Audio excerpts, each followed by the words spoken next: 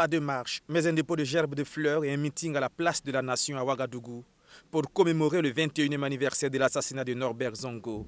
Au moment où les organisations de la société civile et de défense des droits de l'homme annoncent le programme des activités du 13 décembre prochain, l'évolution du dossier judiciaire des événements de Sapuy semble dépendre de l'extradition ou pas depuis la France de François Compaoré, frère cadet de l'ancien chef de l'État Blaise Compaoré, cité dans l'affaire.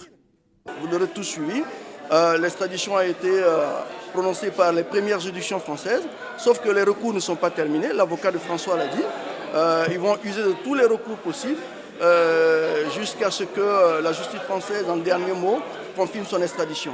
Nous sommes dans l'attente de cette phase.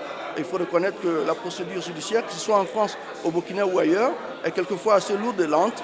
Une justice assez lourde et lente, et c'est pourquoi il faut une mobilisation de tous les instants pour faire bouger les choses, préconisent ces organisations de la société civile et de défense des droits de l'homme. Notre action à nous, c'est de conscientiser donc le peuple pour que le peuple sache qu'à aucun moment il ne doit baisser les bras et que s'il n'y a pas de pression, ni le politique, ni le judiciaire ne peut avoir la force d'aller en avant. Donc notre action, c'est d'appeler tout le monde à se mettre en ordre de bataille et puis de exiger qu'il y ait non seulement, on va dire, justice et vérité dans le dossier Norbert Zongo, mais dans tous les dossiers de crimes de sang et de crimes économiques.